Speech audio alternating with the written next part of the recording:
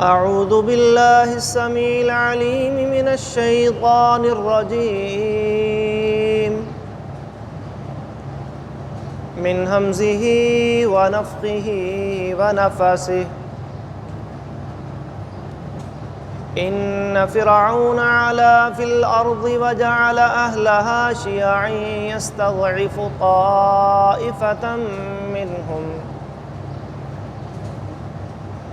يذبح أبناءهم ويستحيي نساءهم إنه كان من المفسدين ونريد أن نمن على الذين استضعفوا في الأرض ونمكن لهم في الأرض ونجعلهم أئمة ونجعلهم الوارثين وأوحينا إلى أم موسى أن أرضعيه فإذا خفت عليه فألقيه في اليم ولا تخافي ولا تحزني إنا رادوه إليك وجاعلوه من المرسلين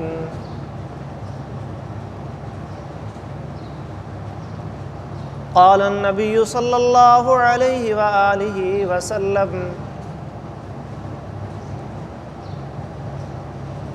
يرحم الله موسى لقد أوذي بأكثر من هذا فصبر رواه البخاری۔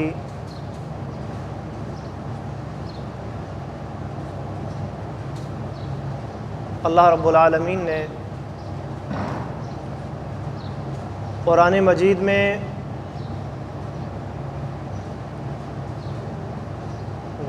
گزشتہ انبیاء کے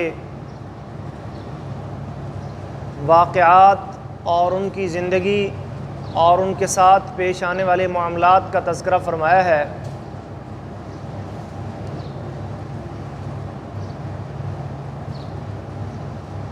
اور اس کا مقصد یہ ہے،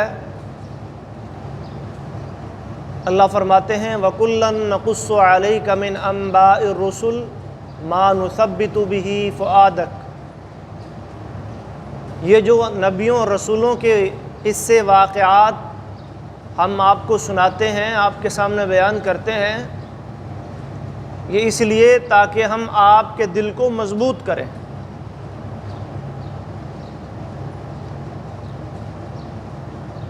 قرآن کریم میں سب سے زیادہ جس نبی کا نام آیا ہے اور جس نبی کے حالات و واقعات کو قرآن نے بڑی تفصیل سے بیان کیا ہے، وہ اللہ کے ایک جلیل القدر پیغمبر، بنی اسرائیل میں مبعوث ہونے والے ایک رسول سیدنا موسیٰ علیہ السلام ہے۔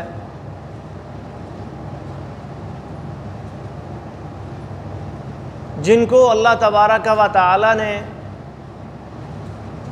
آسمانی کتاب تورات عطا فرمائی۔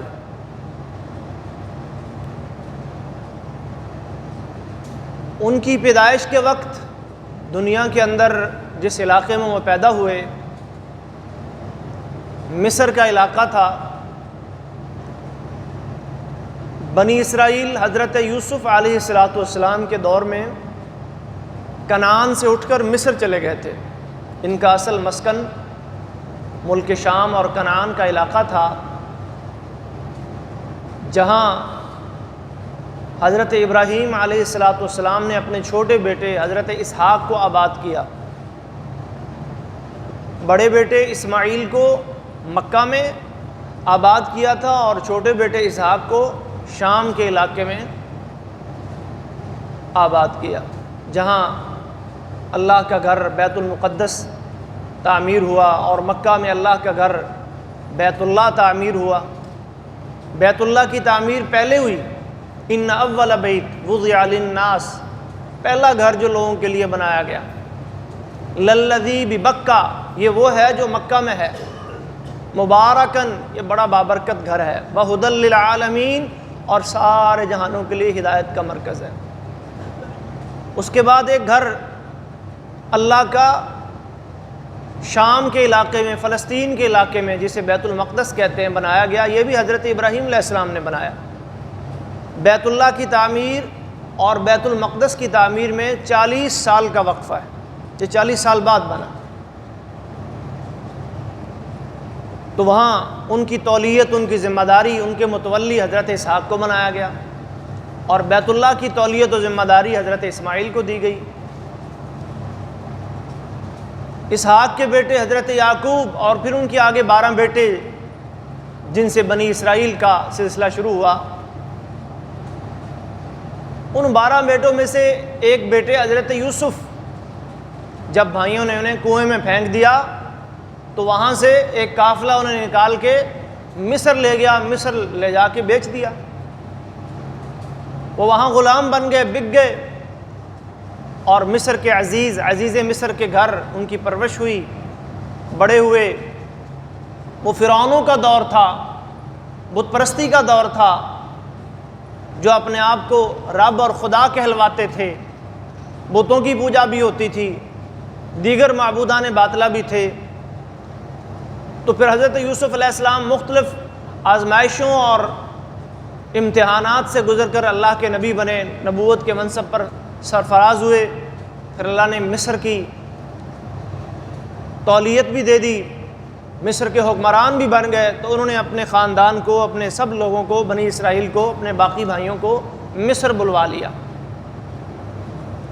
مصر توحید کا مرکز اور قلعہ بن گیا.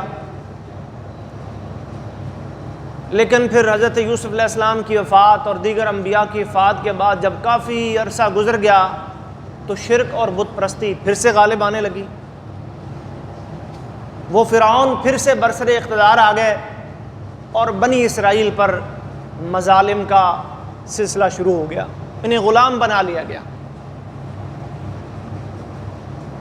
اللہ فرماتے ہیں سورۃ القصص کے اندر، ان فرعون علا فی الارض، فرعون نے زمین کے اندر غلبہ حاصل کر لیا، قوت پکڑ گیا. وجعل اہلہا شیعا، اور اس علاقے کے لوگوں کو اس نے مختلف گروہوں میں تقسیم کر دیا. یہ قبطی ہیں، یہ مصری ہیں، یہ بنی اسرائیلی ہیں. مختلف ذات کے نام پر، زبان کے نام پر، مسلک کے نام پر، مختلف پارٹیوں میں فرعون نے ان کو تقسیم کر دیا.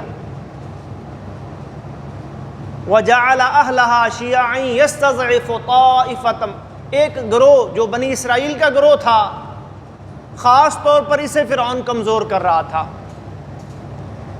يُذَبِّحُ أَبْنَاءَهُمْ وَيَسْتَحْيِي نِسَاءَهُمْ، اور ایک بڑے ہی بری سزا سے بنی اسرائیل دوچار تھے کہ ان کے ہاں جو لڑکا پیدا ہوتا وہ ذبح کر دیا جاتا، لڑکیاں پیدا ہوتی تو انہیں چھوڑ دیا جاتا تاکہ ان کی نسل ختم ہو سکے. جادوگروں نے ڈرایا بھی، کاہنوں نے، نجومیوں نے، کہ بنی اسرائیل میں ایک بچہ پیدا ہونے والا ہے جو تیری حکومت گرنے اور تیری تباہی اور بربادی اور ہلاکت کا سبب بنے گا. اس نے حکم نامہ جاری کر دیا کہ بنی اسرائیل میں پیدا ہونے والے ہر لڑکے کو پیدا ہوتے ہی کیا کر دیا جائے؟ ذبح کر دیا جائے. اللہ فرماتے ہیں وَنُرِيدُ أَن نَّمُنَّ عَلَى الَّذِينَ اسْتُضْعِفُوا فِي الْأَرْضِ، ہم چاہتے ہیں کہ ہم احسان کریں ان لوگوں پر جنہیں کمزور کر دیا گیا. وَنَجْعَلَهُمْ أَئِمَّةً، ہم انہیں زمین میں نُمَكِّنَ لَهُمْ فِي الْأَرْضِ، جگہ دیں، ان کو بھی رہنے کا حق ہے. وہ غلام پیدا نہیں ہوئے، ہم ان میں سے امام بنائیں، وہ قائد بنے، وہ لیڈر بنے. وَنَجْعَلَهُمُ الْوَارِثِينَ، ہم انہیں وارث بنانا چاہتے تھے. اس کے لیے پھر اللہ تبارک و تعالیٰ نے اپنے نبی حضرت موسیٰ کلیم اللہ علیہ السلام کو مبعوث فرمایا، اور جب ان کی پیدائش ہوئی تو رواج کے مطابق ان کی والدہ کو بھی خوف ہوا کہ کہیں میرے بچے کو قتل نہ کر دیا جائے، تو اللہ نے حضرت موسیٰ کی والدہ ان کی طرف یہ وحی کی،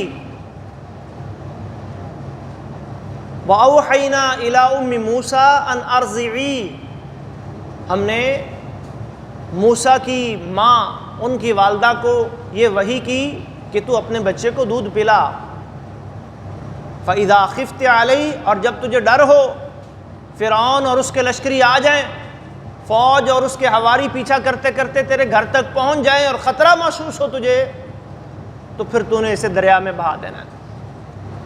ایک دوسرے مقام پر سورہ طٰہٰ میں اللہ فرماتے ہیں کہ اس کو تابوت کسی صندوق میں بند کر کے اور اس صندوق کو پھر دریا میں بہا دینا ہے۔ وَلَا تَخَافِي وَلَا تَحْزَنِي، اور یہ کام کرتے ہوئے دل میں کوئی خوف اور کوئی غم اور کوئی اندیشہ نہیں رکھنا کہ دودھ پیتا بچہ لکڑی کے ایک صندوق میں بند کر کے دریا کی لہروں کے حوالے کر رہی ہوں، پتہ نہیں اس کا کیا بنے گا، ڈوب جائے گا، بچ جائے گا، کون اس کو پکڑے گا، کون اس کی پرورش کرے گا۔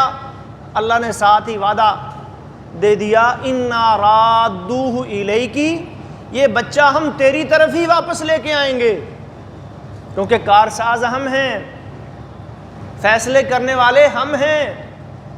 وَجَاعِلُوهُ مِنَ الْمُرْسَلِينَ، اور ایک اور بشارت دے دی موسیٰ کی والدہ کو کہ ہم اسے رسول بھی بنائیں گے، اس بچے کی کفالت بھی اے موسیٰ کی ماں تم ہی کرو گی، اور اس بچے کو ہم مستقبل کا رسول بنائیں گے۔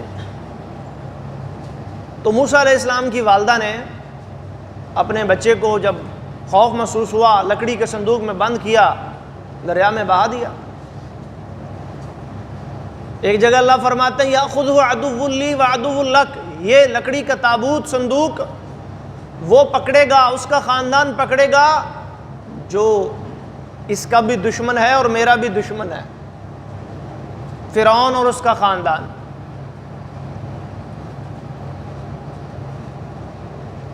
حضرت موسیٰ علیہ السلام کی ایک بہن تھی، ماں نے جب لکڑی کا صندوق بنا کر بچے کو اندر ڈال کر دریا کی لہروں کے حوالے کیا تو بہن سے کہا کہ تو ذرا پیچھے پیچھے جا، کنارے کنارے جا اور دیکھ یہ صندوق کہاں جاتا ہے اور کون اسے پکڑتا ہے۔ وقالت لأختہ قصیہ، موسیٰ کی ماں نے موسیٰ کی بہن سے کہا تو اس صندوق کا پیچھا کر اور دیکھ کون اسے پکڑتا ہے۔ تو وہ پیچھا کرتے کرتے کنارے پہ چلتے چلتے چھپتی چھپاتی جب فرعون کے محل کے قریب پہنچی تو وہاں فرعون اور اس کے اہل خانہ نے صندوق پکڑا، نکالا، دیکھا تو اندر بچہ۔ اللہ فرماتے ہیں وَأَلْقَيْتُ عَلَيْكَ مَحَبَّةً مِّنِّي، ہم نے تیرے اوپر اپنی محبت ڈال دی۔ حالانکہ وہی فرعون بنی اسرائیلی بچوں کو قتل کر رہا تھا، لیکن موسیٰ کو دیکھتے ہی اللہ نے موسیٰ کی محبت فرعون اور اس کے گھر والوں کے دل میں ڈال دی۔ اس کی گھر والی کہتی ہے نَتَّخِذُهُ وَلَدًا، ہم اسے اپنی اولاد بنا لیتے ہیں، ہم اس کی پرورش کرتے ہیں۔ فیصلہ ہو گیا جی ٹھیک ہے ہم اسے اپنا بچہ بنا لیتے ہیں، ہم اس کی پرورش کرتے ہیں۔ تو چونکہ بچہ ابھی شیر خوارگی کی عمر میں تھا، دودھ پینے کی عمر میں تھا، تو جب دودھ پلانے والی خواتین یعنی دایا یا مرضعہ جو ہوتی ہیں انہیں بلایا گیا، اللہ فرماتے ہیں وَحَرَّمْنَا عَلَيْهِ الْمَرَاضِعَ، جتنی بھی دودھ پلانے کے لیے عورتیں آئیں موسیٰ نے کسی ایک کی چھاتی کو بھی منہ نہیں لگایا، ہم نے حرام کر دیا، اللہ نے پینے نہیں دیا، کیونکہ اللہ نے وعدہ کیا تھا نا موسیٰ کی ماں سے کہ موسیٰ کی والدہ یہ بچہ لوٹ کر تیری طرف ہی۔ اب موسیٰ علیہ السلام کی بہن جو پیچھے ایک طرف کھڑی ہے سارا منظر دیکھ رہی تھی، وہ ان لوگوں سے کہتی ہے هل ادلکم علی اہل بیت یکفلونہ لکم، کیا میں تمہیں ایک اہل خانہ کا پتہ بتاؤں، ایک خاتون کا پتہ بتاؤں جو اس کی کفالت بھی کریں گے وَهُمْ لَهُ نَاصِحُونَ، اور اس کی خیر خواہی بھی کریں گے۔ سب پریشان تھے کہ بچہ رو رہا ہے، دودھ نہیں پی رہا۔ بولے بتاؤ بچی، تمہیں پتہ ہے کہ کوئی عورت اگر اسے دودھ پلا سکتی ہے تو بتاؤ۔ وہ لے کے اپنے ہی گھر چلی گئی، اس عورت کا دودھ پلواؤ۔ جب موسیٰ کلیم اللہ اپنی ماں کی چھاتی کے ساتھ لگے تو فوراً پہچان گئے اور دودھ پی لیا۔ تو فیصلہ ہوا کہ رضاعت کی جو مدت ہے یہ اس گھر میں گزرے گی، تو اللہ کا وعدہ بھی پورا ہو گیا جو اللہ نے موسیٰ علیہ السلام کی والدہ سے کیا تھا کہ ہم اس بچے کو تیری طرف ہی لوٹا کر لائیں گے۔ موسیٰ علیہ السلام کی زندگی اور ان کے ساتھ پیش آنے والے واقعات قرآن میں بڑی تفصیل سے بیان ہوئے ہیں۔ 136 مرتبہ تقریباً قرآن کریم میں موسیٰ علیہ السلام کا نام اللہ نے استعمال کیا۔ یہاں سے اندازہ لگائیں کہ کتنا تذکرہ ہے موسیٰ علیہ السلام کا۔ سب سے زیادہ جس نبی کا نام قرآن مجید میں آیا ہے وہ حضرت موسیٰ علیہ السلام ہے۔ ان کے والد کا نام عمران تھا، ان کا ایک بھائی بھی تھا جو ان سے بڑا تھا، اس کا نام ہارون تھا، اور بہن کا ذکر بھی قرآن میں آتا ہے۔ یہ 3 بہن بھائی تھے۔ بہن کا نام نہیں آیا لیکن بھائیوں کا نام آتا ہے، ایک کا نام ہارون ہے اور ایک کا نام موسیٰ ہے۔ اور بھائی بھی کتنا خوش نصیب ہے کہ جب اللہ تبارک و تعالی نے ذمہ داری دی حضرت موسیٰ کو کہ جاؤ اذهب الى فرعون انه طغى، فرعون کی طرف جاؤ، اس نے سرکشی کی ہے، اور تم وقت کے نبی و رسول ہو اور اسے جا کے میرا پیغام سناؤ۔ تو موسیٰ علیہ السلام نے اللہ تعالیٰ سے دعا کی، قال رب اشرح لی صدری ویسر لی امری۔ ایک دعا تو یہ کی اللہ میرا سینہ کھول دے، اور یہ جو کام تو نے میرے ذمے لگایا ہے اس کو میرے لیے آسان کر دے۔ واحلل عقدۃ من لسانی، اور میری زبان کی جو گرہ ہے اس کو کھول دے۔ زبان میں تھوڑی سی کوئی لکنت تھی، گرہ تھی، بات کی صحیح طرح مطلب سمجھ نہ آتی تھی، تو اس لیے موسیٰ علیہ السلام نے اللہ تعالیٰ سے دعا کی کہ یہ میری زبان کی گرہ یہ کھول دے۔ اس کی وجہ کیا تھی؟ بعض لوگوں نے یہاں لکھا ہے کہ جی بچپن میں حضرت موسیٰ نے آگ کا انگارہ پکڑ کے اپنی زبان پہ رکھ لیا تھا، لیکن یہ کوئی حدیث کا واقعہ نہیں ہے۔ وہ لکنت کی وجہ کیا تھی؟ وہ زبان تھوڑی سی اس میں جو بات سمجھ نہیں آتی تھی، اس کی وجہ نہیں قرآن نے بیان کی، صرف اتنا کہا ہے کہ زبان میں کچھ لکنت تھی، کچھ کمزوری تھی، اپنی بات کو صحیح سمجھا نہیں پاتے تھے، تو اس لیے اللہ سے دعا کی واحلل عقدۃ من لسانی، اللہ میری زبان کی گرہ تھوڑی سی کھول دے، یفقہوا قولی، تاکہ جن لوگوں کا میں نبی اور رسول بن کے جا رہا ہوں وہ میری بات سمجھ لیں۔ پہلی دعا کیا کی؟ اللہ میرا سینہ کھول دے، مجھے اطمینان اور سکون عطا فرما دے۔ دوسری دعا کی اللہ میرے اس کام کو میرے لیے آسان کر دے۔ اور تیسری دعا کی اللہ میری زبان کی لکنت یہ دور فرما دے۔ اور چوتھی دعا کیا کر رہے ہیں؟ اللہ یہ میرا بھائی وَاجْعَلْ لِي وَزِيرًا مِّنْ أَهْلِي، میرے گھر میں سے کسی کو، میرے اہل خانہ میں سے میرا بوجھ اٹھانے والا۔ وزیر وزر سے نکلا ہے، وزر عربی زبان میں بوجھ کو کہتے ہیں، جیسے قرآن کی آیت ہے نا لا تزر وازرۃ وزر اخرى، کوئی جان کسی دوسری جان کا بوجھ نہیں اٹھائے گی، تو وزیر کہتے ہیں جو آپ کا بوجھ تھوڑا بہت اٹھا لے۔ جیسے بادشاہوں کے وزیر ہوتے ہیں کہ بادشاہوں والا جو کام ہوتا ہے تھوڑی سی ذمہ داریاں وہ وزیر کو دے دیتے ہیں، بھئی میرے سے سارے کام نہیں ہوتے، کچھ کاموں کی ذمہ داری تم بھی لے لو، اسی سے اس کا نام اس کو وزیر کہتے ہیں۔ یہ ویسے عربی زبان کا لفظ ہے، اس کا معنی ذمہ داری اٹھانے والا، بوجھ اٹھانے والا۔ وَاجْعَلْ لِي وَزِيرًا مِّنْ أَهْلِي، چوتھی دعا موسیٰ علیہ السلام یہ کر رہے ہیں اللہ میرے اہل خانہ میں سے کسی کو میرا ساتھی بنا لے جو اس ذمہ داری کا بوجھ تھوڑا سا اٹھا لے۔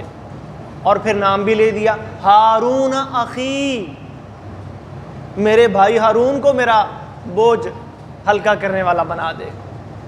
هو افصح منی لسانا، اس کی زبان بھی مجھ سے زیادہ فصیح ہے، واشدد به ازری، اور میرے بھائی کو میرا وزیر بنا کر میری کمر کو مضبوط کر دے۔ بھائیوں سے کمریں کیا ہوتی ہیں؟ مضبوط ہوتی ہیں، بھائی بھائیوں کے سہارے بنتے ہیں۔ موسیٰ علیہ السلام نے اپنے بھائی کے لیے کتنی عظیم دعا کی۔ اہل علم نے لکھا ہے کہ اتنی اچھی دعا کسی بھائی نے اپنی بھائی کے لیے نہیں کی جتنی اچھی دعا حضرت موسیٰ علیہ السلام نے اپنے بھائی حضرت ہارون کے لیے کی، کہ اللہ سے دعا کر کے اس کو بھی نبوت دلوا دی۔ اللہ نے یہ دعا قبول کر لی، اور موسیٰ علیہ السلام کو تو نبی بنایا ہی بنایا تھا، تو ان کے بھائی حضرت ہارون کو بھی نبی بنا دیا۔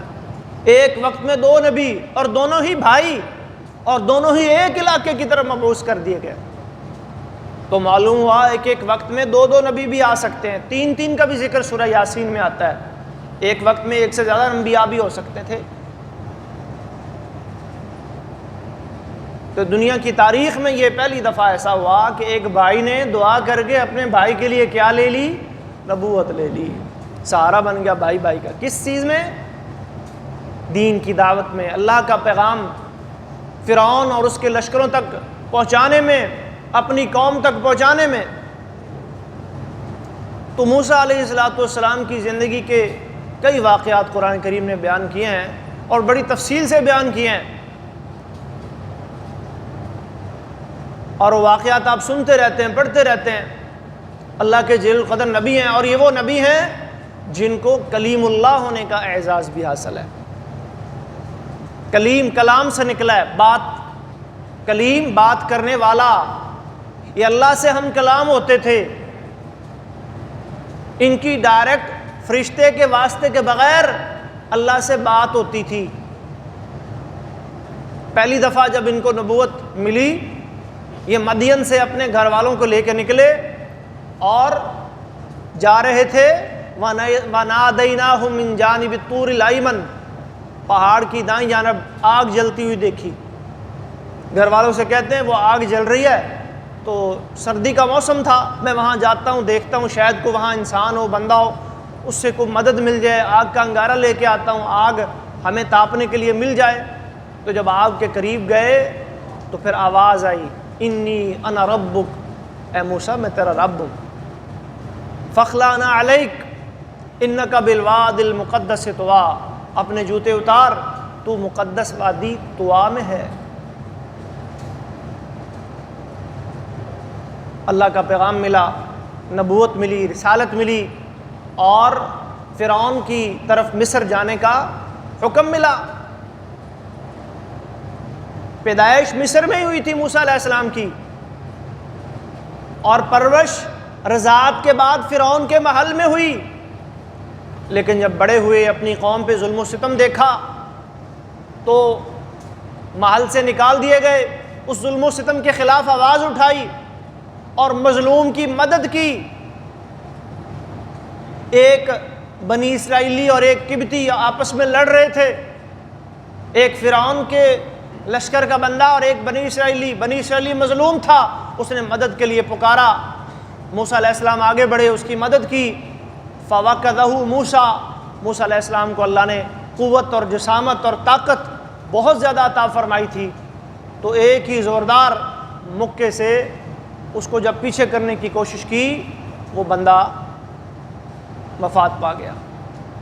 فَوَقَذَهُ مُوسَىٰ فَقَضَىٰ عَلَيْهِ، موسیٰ علیہ السلام نے ایسے مکہ رسید کیا اور وہ بندہ ختم ہو گیا۔ وہاں سے پھر قتل کا الزام لگ گیا حضرت موسیٰ علیہ السلام پر، اور لوگ ان کو ڈھونڈتے پھریں، فرعون کے لشکری ان کو ڈھونڈتے پھریں تاکہ انہیں سزا دی جا سکے۔ وَجَاءَ رَجُلٌ مِّنْ أَقْصَى الْمَدِينَةِ يَسْعَىٰ، ایک آدمی آیا دوڑتا ہوا شہر کے کسی دور والے علاقے سے۔ موسیٰ اِنَّ الْمَلَأَ يَأْتَمِرُونَ بِكَ، سردار تیرے بارے میں مشورے کر رہے ہیں، فیصلے کر رہے ہیں، لِيَقْتُلُوكَ، تیرے قتل کے فیصلے ہو رہے ہیں، فَاخْرُجْ، تو یہاں سے نکل جا، إِنِّي لَكَ مِنَ النَّاصِحِينَ، میں تیرا خیر خواہ ہوں، تیری خیر خواہی کی بات کر رہا ہوں۔ اپنی طرف سے تو نے مظلوم کی مدد کی ہے، ظالم کے ہاتھ کو پکڑا روکا ہے، لیکن اب تیرے قتل کا مشورہ ہو رہا ہے، تیرے قتل کے فیصلے ہو رہے ہیں، تو مصر سے نکل جا۔ فخرج منہا خائفا یترقب، پھر موسیٰ علیہ السلام وہاں سے مصر سے نکل پڑے، اور نکلتے نکلتے مدین کے علاقے میں پہنچ گئے۔ یہ ایک اور علاقہ تھا، تو مدین کے علاقے میں پہنچے تو وہاں پر اس علاقے میں دیکھا کہ ایک کنواں ہے، اور کنویں پر کچھ لوگ اپنی بکریوں کو پانی پلا رہے ہیں، اور دو خواتین ایک طرف کھڑی ہیں، اور ان کو کوئی پانی نہیں پلانے دے رہا، ان کی باری نہیں آ رہی، کیونکہ وہ خواتین ہیں، شرم و حیا والی ہیں، لوگ زور آور ہیں، زبردستی اپنے جانوروں کو، بکریوں کو پانی پلا رہے ہیں۔ تو موسیٰ علیہ السلام نے کیا کیا؟ ان کی بکریوں کو آگے بڑھ کر پانی پلا دیا۔ وہ شکر گزار ہوئیں، گھر گئیں، تو گھر پہنچ کے اپنے والد سے، جو ایک شیخ کبیر تھے، بعض لوگ یہاں کہتے ہیں، بعض مفسرین نے لکھا کہ حضرت شعیب علیہ السلام تھے، لیکن کسی حدیث سے اس کی تصدیق نہیں ہوتی۔ قرآن نے انہیں شیخ مدین کے نام سے ذکر کیا ہے۔ شعیب علیہ السلام بھی ایک نبی ہیں، اور مدین کے علاقے میں وَإِلَىٰ مَدْيَنَ أَخَاهُمْ شُعَيْبًا انہیں بھیجا گیا ہے، لیکن جس شیخ کی ملاقات حضرت موسیٰ علیہ السلام سے ہوئی، کیا وہ حضرت شعیب تھے؟ قرآن و سنت میں یہ کہیں نہیں آیا۔ صرف اتنا آیا ہے کہ وہ ایک بزرگ تھے، ایک شیخ تھے، ایک بوڑھے تھے، اور ضعیف تھے، اپنی بکریاں نہیں چرا سکتے تھے، ان کی بیٹیاں تھیں، اور بیٹیوں کو وہ بکریاں چرانے کے لیے بھیجتے تھے۔ تو جب بیٹیوں نے جا کے گھر باپ کو بتایا کہ آج ہمارے ساتھ یہ واقعہ پیش آیا کہ اجنبی آیا اور اس نے ہمارے جانوروں کو پانی پلایا، تو باپ نے بھیجا کہ جاؤ اسے بلا لاؤ۔ فَجَاءَتْهُ إِحْدَاهُمَا تَمْشِي عَلَى اسْتِحْيَاءٍ قَالَتْ إِنَّ أَبِي يَدْعُوكَ لِيَجْزِيَكَ أَجْرَ مَا سَقَيْتَ لَنَا۔ موسیٰ بھی وہیں کھڑے تھے، کیونکہ اس علاقے میں اجنبی تھے، کوئی جان پہچان نہیں تھی۔ تو وہ آئی اور کہنے لگی ابا جان آپ کو بلا رہے ہیں، تاکہ آج جو آپ نے ہمارے ساتھ سلوک کیا ہے، ہمارے جانوروں کو پانی پلایا ہے، اس کی کوئی اجرت آپ کو دیں۔ جب موسیٰ کو کسی پناہ کی تلاش تھی، وہ گھر آئے، سارا واقعہ سنایا، تو شیخ نے تسلی دی، اس بزرگ نے، لا تخف نجوت من القوم الظالمین، اب ڈرنے کی کوئی ضرورت نہیں ہے، وہ ظالم قوموں سے آپ کو نجات مل چکی ہے، آپ اب امن والے علاقے میں آ گئے۔ پھر ایک معاہدہ ہوا حضرت موسیٰ اور اس بزرگ کے درمیان کہ آپ 8 سال تک میری بکریاں چرائیں گے، 8 سال تک میری بکریاں چرائیں گے، تو بدلے میں اپنی ان بیٹیوں میں سے کسی ایک کا نکاح آپ کے ساتھ کر دوں گا۔ تو 8 سال حضرت موسیٰ علیہ السلام نے پھر بکریاں چرائیں۔ حدیث میں آتا ہے، بخاری شریف کی حدیث ہے کہ ہر نبی نے بکریاں چرائی ہیں۔ نبی صلی اللہ علیہ وسلم کے بارے میں بھی آتا ہے، فرمایا كنت ارعاها على قراريط لأهل مکہ، صحیح بخاری کی حدیث ہے، میں بھی مکہ والوں کی بکریاں کسی دور میں چرایا کرتا تھا۔ تو 8 سال بعد جب حضرت موسیٰ وہاں سے چلے اپنے گھر والوں کو لے کر، پھر نبوت اور رسالت ملی، ہارون علیہ السلام کو ساتھ لیا، فرعون کی طرف گئے اور اللہ کا پیغام سنایا۔ تو واقعات تو بہت زیادہ ہیں، کچھ واقعات فرعون کے ساتھ پیش آئے، کچھ بنی اسرائیل کے ساتھ پیش آئے، لیکن محترم بھائیو، موسیٰ علیہ السلام کی شخصیت جن کا تذکرہ اللہ نے قرآن میں سب سے زیادہ کیا ہے، ان کی زندگی سے، ان کی شخصیت سے ہمیں کیا سبق ملتے ہیں؟ کیونکہ اللہ قرآن میں فرماتے ہیں اولئک الذین ھداھم اللہ فبہداہ مقتدی، یہ جو اللہ کے انبیاء ہیں، رسول ہیں، یہ ہدایت یافتہ لوگ ہیں، یہ وہ لوگ ہیں جنہیں اللہ نے ہدایت دی، فبہداہ مقتدی، آپ ان کی ہدایت کی کیا کریں؟ پیروی کریں۔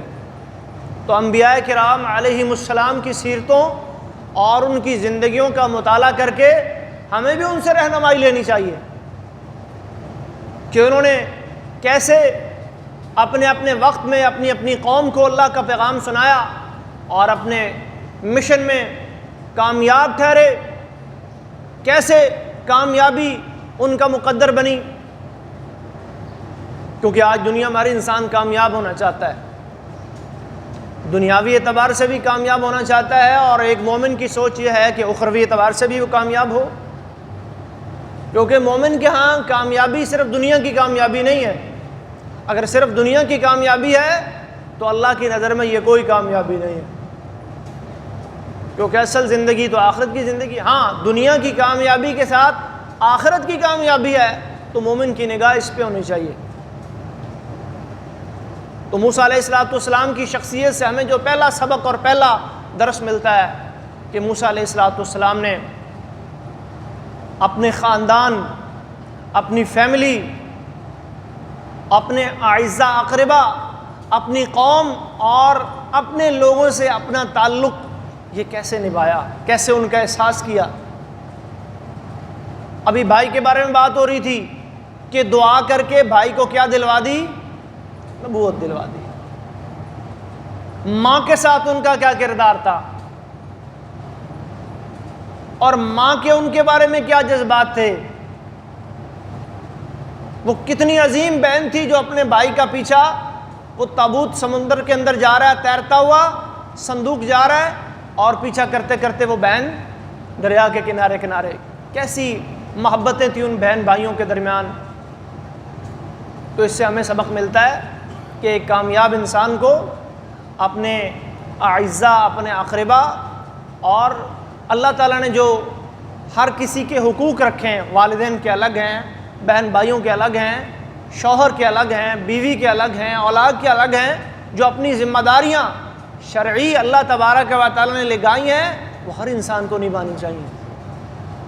یہ صرف دنیا ہی نہیں ہے، یہ دین ہے. یہ بہترین ہونے کا معیار اللہ کے نبی نے بیان فرمایا. بخاری کی حدیث ہے، فرمایا خیرکم خیرکم لأہلہ، لوگوں تم میں سے بہترین کون ہے؟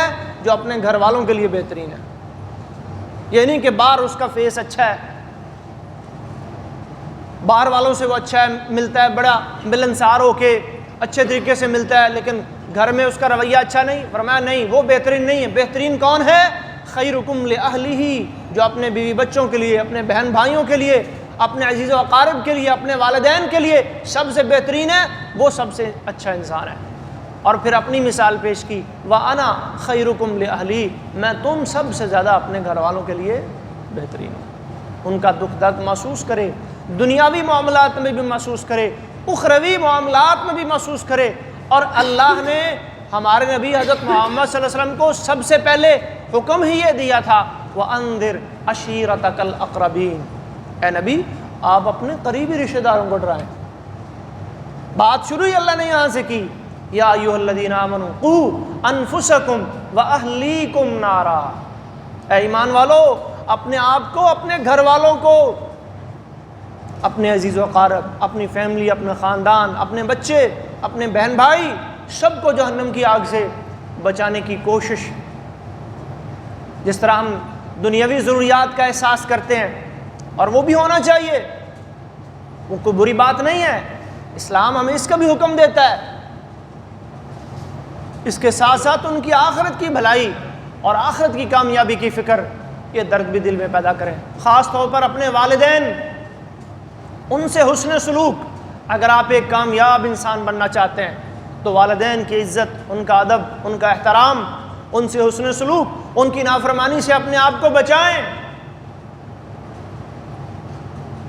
صحیح بخاری کے اندر حدیث آتی ہے، نبی صلی اللہ علیہ وسلم سے پوچھا گیا، من احق الناس بحسن صحبتی، میرے حسن سلوک کا سب سے زیادہ حقدار کون ہے؟ فرمایا امک، تیری ماں. صحابی نے پھر پوچھا، 4 مرتبہ پوچھا، 3 مرتبہ آپ نے یہی جواب دیا، تیری والدہ، تیری والدہ، تیری والدہ. 4تھی مرتبہ فرمایا ثم ابوک، پھر اس کے بعد تیرے باپ کا نمبر آتا ہے، پھر والد کا نمبر آتا ہے. قرآن کریم میں بھی اللہ تعالیٰ نے وَوَصَّيْنَا الْإِنسَانَ بِوَالِدَيْهِ إِحْسَانًا، والدین یعنی ماں باپ دونوں کے ساتھ حسن سلوک کا حکم دیا. ماں کا خاص تذکرہ کیا، حَمَلَتْهُ أُمُّهُ وَهْنًا عَلَى وَهْنٍ. ماں دیکھیں کیسے مشقتوں کے ساتھ پیٹ میں بوجھ اٹھاتی ہے. حَمَلَتْهُ كُرْهًا وَوَضَعَتْهُ كُرْهًا، ایک جگہ فرمایا کہ بوجھ اٹھاتی ہے بڑی مشقتوں کے ساتھ، جنم دیتی ہے بڑی مشقتوں کے ساتھ. اس کا مقام بڑا ہے، اس کا مقام زیادہ ہے. ایک صحابی تھے حضرت حارثہ بن نعمان رضی اللہ تعالیٰ عنہ، اپنی والدہ کے بڑے فرما بردار تھے۔ ایک حدیث میں آتا ہے، مسند احمد کے اندر حدیث ہے، نبی صلی اللہ علیہ وسلم نے ارشاد فرمایا میں نے خواب میں جنت کا مشاہدہ کیا۔ نبی صلی اللہ علیہ وسلم نے ایک تو معراج کے موقع پہ جنت کا مشاہدہ کیا، جنت کی سیر کی۔ کئی موقع ایسے بھی ہیں آپ کو خواب میں بھی جنت دکھائی گئی، آپ نے خواب میں بھی جنت کی سیر فرمائی۔ تو فرمایا کہ میں نے خواب میں جنت کی سیر کی، جنت کا مشاہدہ کیا، تو میں نے جنت سے قرآن کی تلاوت کی آواز سنی، کوئی قرآن پڑھ رہا ہے۔ میں نے پوچھا یہ قرآن کی تلاوت کی آواز جنت میں مجھے آ رہی ہے، یہ کس کی تلاوت کی آواز ہے؟ تو مجھے بتایا فرشتوں نے یہ آپ کے ایک صحابی ہیں حارثہ بن نعمان، تو آپ کو بھی ان کی اس نیکی کا علم تھا کہ وہ اپنی والدہ کے بڑے فرما بردار ہیں۔ تو آپ نے فرمایا کذالک البر، کذالک البر، حسن سلوک کا یہی بدلہ ہے، حسن سلوک کا یہی بدلہ ہے۔ وَكَانَ مِنْ أَبَرِّ النَّاسِ لِأُمِّهِ، وہ اپنی والدہ کے بہت زیادہ فرما بردار تھے۔ والدہ سے حسن سلوک اور ماں سے وفاداری، ان کا ادب، ان کا احترام کرنے کی وجہ سے اللہ نے اتنا عظیم اعزاز عطا فرمایا کہ ان کی تلاوت کی آواز اللہ کے نبی کو جنت میں سنائی دی۔ کیسے عظیم صحابی ہیں۔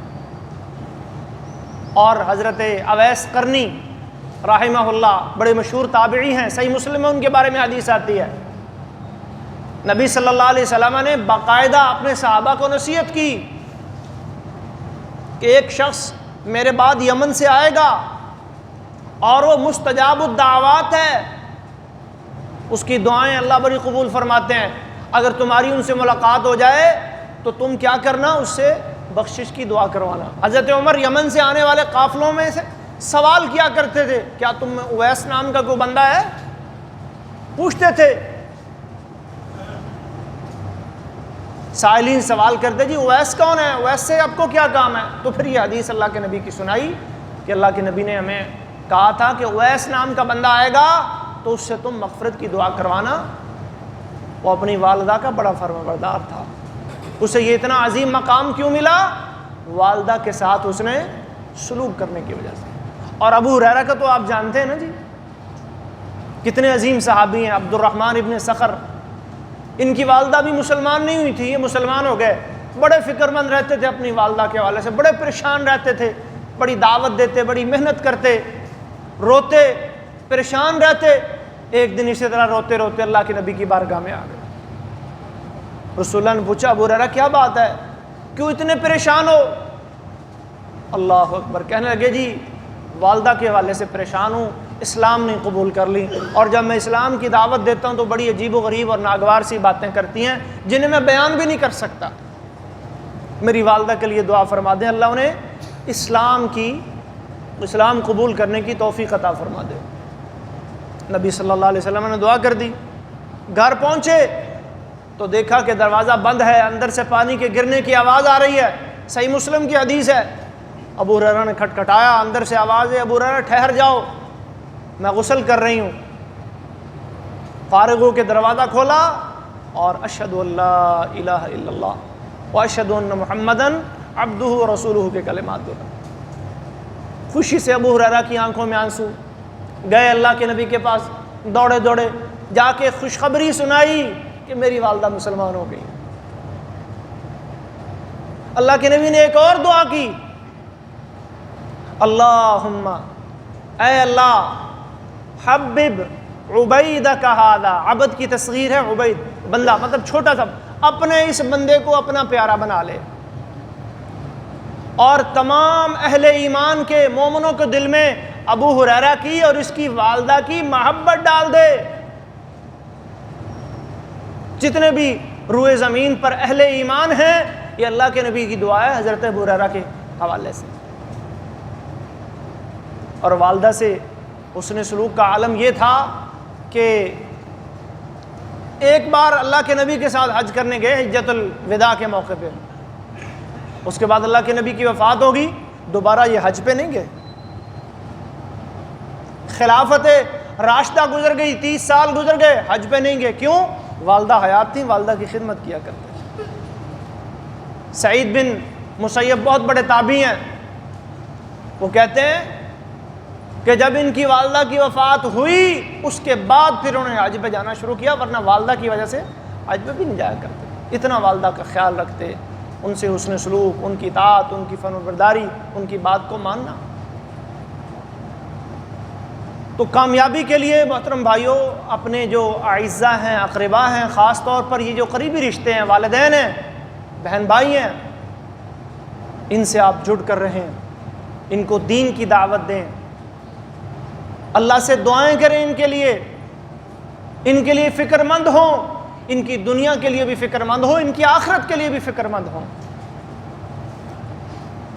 دوسری چیز جو حضرت موسیٰ علیہ السلام کی شخصیت سے ہمیں ملتی ہے، آپ جانتے ہیں کہ موسیٰ علیہ السلام کی پیدائش کس ماحول میں ہوئی. حالات بڑے کٹھن تھے، اور پھر والد بھی نہیں تھے، اور پیدائش کے ساتھ ہی پھر یہ خوف کہ کہیں قتل نہ کر دیے جائیں، سمندر میں ڈال دیے گئے. بڑے ہوئے تو مظلوم کی مدد کے جرم میں جلا وطن کر دیے گئے. طرح طرح کے الزامات کا سامنا کرنا پڑا، لیکن انہوں نے کبھی بھی حالات سے مرعوب ہو کر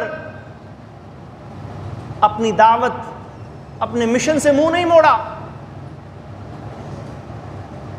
حالات جس طرح کے بھی ہوں، مومن کو اپنا مشن، اپنا مقصد، اپنا دنیا میں آنے کا مقصد، اس کو مد نظر رکھنا چاہیے. وَمَا خَلَقْتُ الْجِنَّ وَالْإِنسَ إِلَّا لِيَعْبُدُونَ، میں اللہ کا بندہ ہوں، مجھے اللہ نے پیدا کیا ہے، مجھے اللہ نے اس دنیا میں اپنی بندگی کے لیے بھیجا ہے. حالات موافق ہیں، ناموافق ہیں، دونوں صورتوں میں میں نے اپنی ذمہ داری کو نبھانا ہے. اب جب دونوں بھائی موسیٰ اور ہارون فرعون اور اس کے علاقے کی طرف جا رہے ہیں، کچھ پاس نہیں ہے، کوئی اسلحہ نہیں، کوئی ہتھیار نہیں، کوئی وہاں حمایت نہیں. اللہ پر توکل کرتے ہوئے اللہ کے دین کی دعوت دینے کے لیے، توحید کا پیغام سنانے کے لیے پہنچ جاتے ہیں. نبی صلی اللہ علیہ وسلم کو بھی اللہ نے یہی حکم دیا تھا، اِنَّا أَعْطَيْنَاكَ الْكَوْثَرَ فَصَلِّ لِرَبِّكَ وَانْحَرْ إِنَّ شَانِئَكَ هُوَ الْأَبْتَرُ.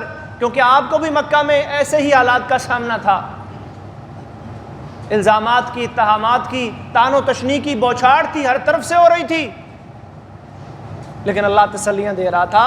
فَصَلِّ لِرَبِّكَ وَانْحَرْ، آپ اپنے رب کے لیے نماز پڑھیں، رب کے لیے قربانی کریں، اپنا مشن جاری و ساری رکھیں.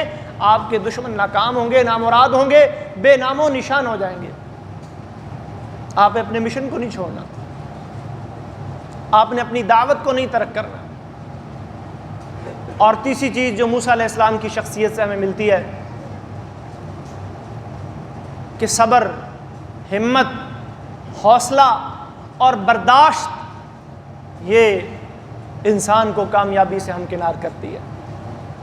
صحیح بخاری میں ایک حدیث آتی ہے، نبی صلی اللہ علیہ وسلم غزوہ حنین کے بعد مال غنیمت تقسیم فرما رہے تھے، تو قریش مکہ کے کچھ نو مسلم تھے جو نئے نئے مسلمان ہوئے تھے. رسول اللہ نے روٹین سے ہٹ کر ان کو کچھ زیادہ دے دیا. بھئی یہ نو مسلم ہیں اور ان کی تالیف قلبی ہو جائے گی، اور شاید یہ مال غنیمت ان کے اسلام کے اندر ثابت قدم رہنے کا سبب بن جائے. عام صحابہ سے تھوڑا سا ان کو زیادہ دے دیا، حالانکہ ان کی اتنی کوئی قربانیاں نہیں تھی، لیکن ایک حکمت عملی کے تحت آپ نے انہیں کچھ زیادہ دے دیا. تو ایک آدمی اٹھا اور کہنے لگا اعدل یا محمد. اس نے آپ کی تقسیم پر اعتراض کر دیا، آپ نے انصاف نہیں کیا، یہ جو آپ نے تقسیم کی ہے یہ اللہ کی خوشنودی اور رضا کے لیے نہیں ہے، یہ ناانصافی ہے. اعتراض کر دیا. آپ فرمانے لگے من یعدل اذ لم اعدل، اگر میں عدل نہیں کروں گا تو پھر کون کرے گا. پھر آپ نے اس موقع پر یہ بات ارشاد فرمائی، یرحم اللہ موسیٰ، اللہ موسیٰ علیہ السلام پر رحم فرمائے، لقد اوذی باکثر من ھذا، یہ تو تم آج میرے بارے میں یہ بات کر رہے ہو، ان کو تو اس سے بھی زیادہ ستایا گیا. ان کی تو جسمانی شکل و صورت پہ، ان کے حلیے پہ بھی لوگوں نے اعتراض کیا. یہ واقعہ بھی قرآن میں موجود ہے، لا ایھا الذین آمنوا لا تکونوا کالذین آذوا موسیٰ فبرأہ اللہ مما قالوا وکان عند اللہ وجیہا. اللہ نے ان کی وجاہت، ان کی صحت اور ان کی خوبصورتی کی قرآن میں تذکرے فرمائے، لیکن اعتراض کرنے والوں نے کر دیا۔ تو اس موقع پہ نبی صلی اللہ علیہ وسلم نے حضرت موسیٰ کے لیے رحمت کی دعا کی کہ دیکھو موسیٰ علیہ السلام نے کس قدر مصیبتوں اور طعن و تشنیع کا سامنا کیا، لیکن اس کے باوجود انہوں نے صبر اور حوصلے سے کام لیا، صبر کا دامن نہیں چھوڑا، برداشت کا دامن نہیں چھوڑا۔ تو اگر آپ صبر، برداشت اور حوصلے کے ساتھ آگے بڑھتے چلے جائیں گے، ایک وقت آئے گا کہ آپ دنیا میں بھی کامیاب ترین انسان بن جائیں گے، اور آپ کے ذمے جو اللہ نے کام لگایا ہے، اللہ نے آپ کو جس کام کے لیے دنیا میں بھیجا ہے، انشاءاللہ اس میدان میں بھی کامیابی آپ کو مقدر بنے گی۔ چوتھی چیز ہے محترم بھائیوں، موسیٰ علیہ السلام کی شخصیت میں جو ہمیں نظر آتی ہے کہ ایک سماجی اور سوشل انسان بن کے ہمیں زندگی گزارنی ہے اس معاشرے میں یا جس معاشرے میں بھی ہم رہ رہے ہیں۔ اور نبی صلی اللہ علیہ وسلم نے بھی ہمیں یہی تعلیم دی ہے۔ آپ دیکھیں موسیٰ علیہ السلام کو وہ بنی اسرائیلی مدد کے لیے پکارتا ہے، موسیٰ علیہ السلام اس کی مدد کرنے میں تاخیر نہیں کرتے، فوراً اس کی مدد کے لیے پہنچتے ہیں۔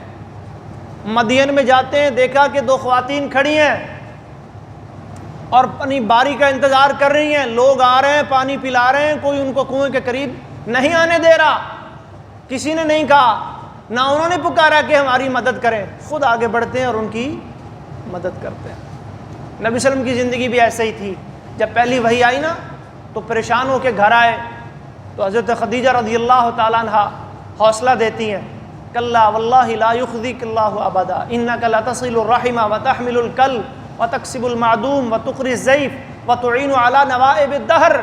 آپ تو صلہ رحمی کرتے ہیں، آپ تو ناتواں کا سہارا بنتے ہیں، آپ تو کمزوروں کے ساتھ کھڑے ہوتے ہیں، آپ تو مظلوموں کے حمایتی بنتے ہیں، آپ تو بھوکوں کو کھانا کھلاتے ہیں، آپ تو حق والوں کا ساتھ دیتے ہیں، آپ کیوں پریشان ہوتے ہیں؟ اللہ آپ کو بے یار و مددگار نہیں چھوڑے گا۔ جامع ترمذی میں ایک حدیث آتی ہے، نبی صلی اللہ علیہ وسلم نے فرمایا المؤمن الذی یخالط الناس ویصبر علی اذاہم خیر من المؤمن الذی لا یخالط الناس ولا یصبر علی اذاہم۔ ایک سماجی اور ایک سوشل ورکر کی حیثیت سے اگر آپ زندگی گزاریں، معاشرے کے اندر رہیں، اور یہاں اگر آپ کو کوئی تھوڑا بہت معاملات فیس بھی کرنا پڑتے ہیں، باتیں لوگوں کی سننے پڑتی ہیں، کئی لوگ گھبرا جاتے ہیں جی لوگ باتیں بڑی کرتے ہیں، فرمایا وہ بندہ جو معاشرے میں رہتے ہوئے لوگوں کی باتیں سنتا ہے اور اس کے باوجود وہ اصلاح کا کام، خدمت کا کام، فلاح کا کام وہ کرتا رہتا ہے، فرمایا وہ بہترین ہے، خیرم، وہ بہتر ہے۔ کس سے بہتر ہے؟ من الذی، اس بندے سے جو الگ تھلگ ہو کے ایک طرف ہو گیا، جی میں رہا یہ کام کرنے سے دور۔ تو بہترین کسے کہا جا رہا ہے؟ جو معاشرے میں رہتے ہوئے ایک اچھا سوشل ورکر بن کے، ایک اچھا سماج اور معاشرے کے اندر اپنا کردار ادا کرنے والا بن کے زندگی گزارتا ہے، یہ بہترین انسان ہے، کیونکہ اس سے انسان کے لیے دعوت کے، اپنا پیغام پہنچانے کے اور اللہ کا پیغام لوگوں تک پہنچانے کے کئی راستے اللہ تبارک و تعالیٰ انسان کے لیے کھول دیتا ہے۔ موسیٰ علیہ السلام کی شخصیت سے ہمیں ایک چیز یہ بھی ملتی ہے کہ اپنے تعلق کو اللہ کے ساتھ ہمیشہ مضبوط رکھیں۔ رب انی لما انزلت الی من خیر فقیر۔ ایک جگہ موسیٰ فرماتے ہیں، قرآن کی آیت ہے، اے اللہ، اے میرے رب، میں تیری طرف سے آنے والی بھلائی کا بڑا ہی محتاج ہوں۔ جب بھی کوئی مسئلہ پڑتا اللہ سے مانگتے۔ قرآن نے جگہ جگہ کہا ہے، وہ گائے والا واقعہ آتا ہے نا جی، قوم میں ایک قتل ہو گیا، الزام کسی اور پہ لگا دیا، جھگڑا کھڑا ہو گیا، موسیٰ نے کیا کیا؟ اللہ سے تعلق قائم کیا، وہاں سے حل مل گیا۔ قوم پیاسی تھی، پانی کی ضرورت تھی، پانی مانگا، وَإِذِ اسْتَسْقَىٰ مُوسَىٰ لِقَوْمِهِ، کس سے مانگا؟ اللہ سے مانگا، اللہ نے مسئلہ حل کر دیا۔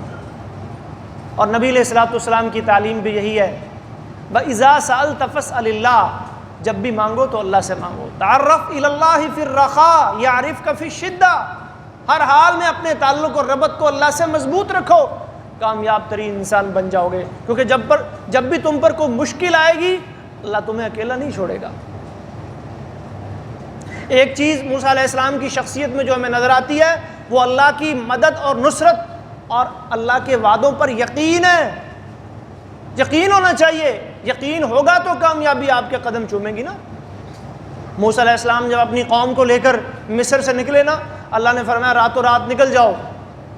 اچھا، پیچھے سے فرعون اور اس کے لشکریوں کو پتہ چلا، وہ بھی پیچھا کرتے کرتے پہنچ گیا۔ اب آگے دریا ہے، پیچھے فرعون کا لشکر ہے۔ فلما ترى الجمعان قال اصحاب موسیٰ انا لمدرکون۔ جب دونوں مطلب یہ جماعتیں آمنے سامنے ہوئیں تو بنی اسرائیلی کہنے لگے موسیٰ بھئی آج تو ہم پکڑے گئے۔ موسیٰ مصر سے بھاگے ہیں فرعون کے ظلم و ستم سے نجات پانے کے لیے، پیچھے سے اس کی فوج آ گئی، آج تو ہم گئے۔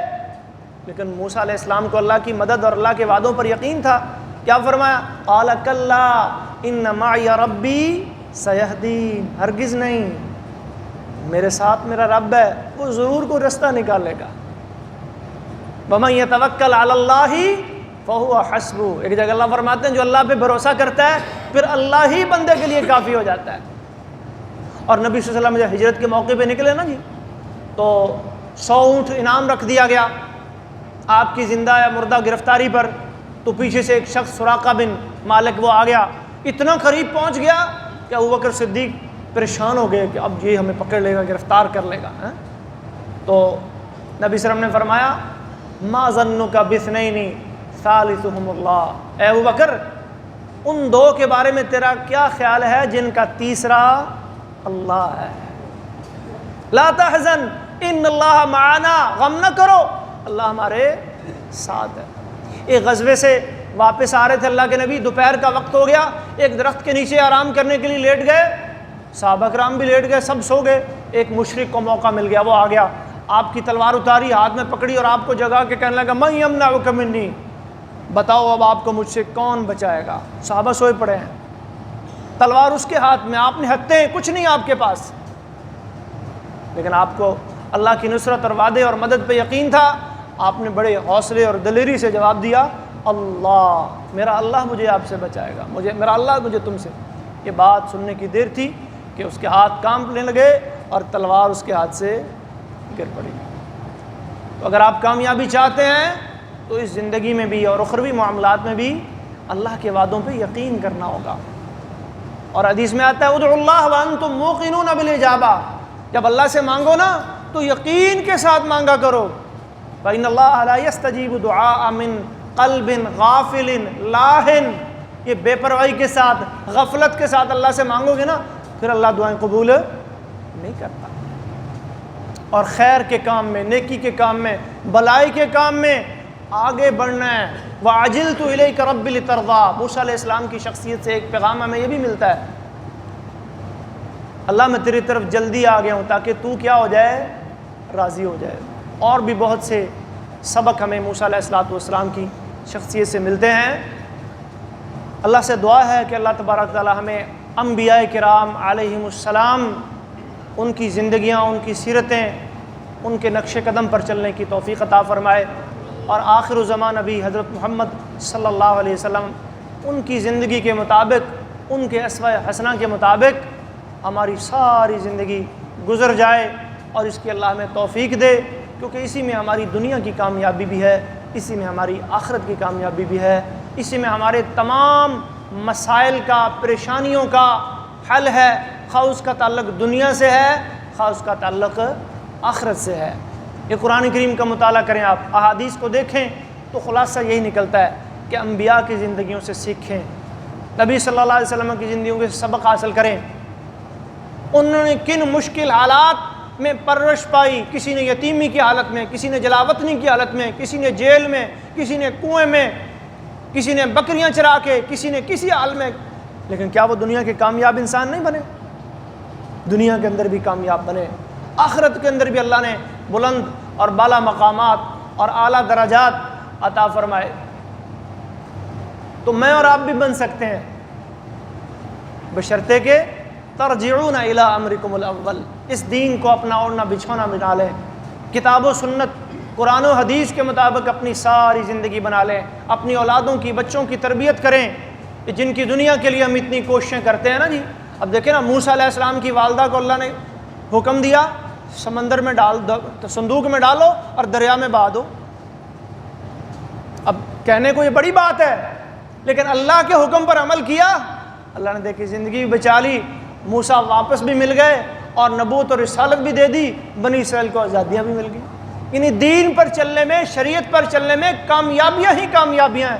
اور اگر ہم اپنی من مرضی کریں، نہیں جی اس سے بچوں کا مستقبل خراب ہو جائے گا، اس سے فیوچر خراب ہو جائے گا، دین پر چلیں گے تو کیا ہوگا، رشتے ہم کرتے ہیں اس کو بنیاد دین نہیں بناتے، تعلیم کے میدان میں ہماری ترجیح دنیا ہوتی ہے، اور مطلب دیگر معاملات میں ہم اپنے لیے، اپنی اولادوں کے لیے دنیا کو ترجیح دیتے ہیں، اور پھر روتے ہیں، پھر ہم مطلب پریشان ہوتے ہیں کہ یہ کیا ہو گیا، اولادیں نافرمان کیوں ہو گئیں، کاروبار کیوں بیٹھ گئے، گھروں میں سکون کیوں نہیں ہے، بے چینیاں کیوں آ گئیں، بچے نافرمان کیوں ہو گئے۔ یہ دین سے دوری کا نتیجہ ہے۔ اللہ ہم سب کو دین کے قریب کر دے۔ اللہ تبارک و تعالی ہمیں مسنون زندگی گزارنے کی توفیق عطا فرما دے۔ وآخر دعوانا الحمدللہ رب العالمین۔ وقولوا قولی ھذا استغفر اللہ لی ولکم ولسائر المؤمنین واستغفروہ انہ هو الغفور الرحیم۔